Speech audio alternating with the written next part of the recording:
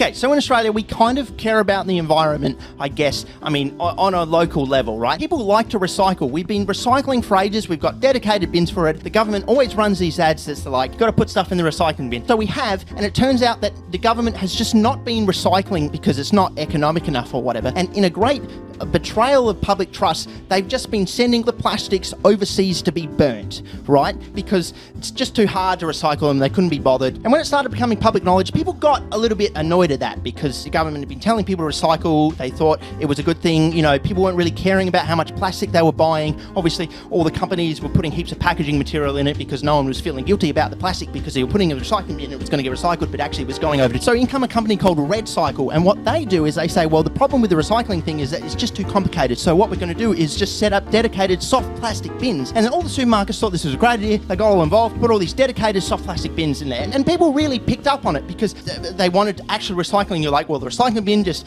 gets dumped elsewhere. But if I separate all my soft plastics and put it in the soft plastic bin, they'll be doing something with it. And then it turned out, after they put bins in every single supermarket around here, Red Cycle weren't actually recycling it. They were just stockpiling it in a warehouse. And then the warehouse burnt down and it became public knowledge that they weren't even trying to recycle it. They were just stockpiling it for no reason. And in response, the government just allowed plastics to be exported overseas to be burnt again. How did Mars have nuclear weapons thousands of years ago, and in the current year, Australia can't even recycle polyethylene?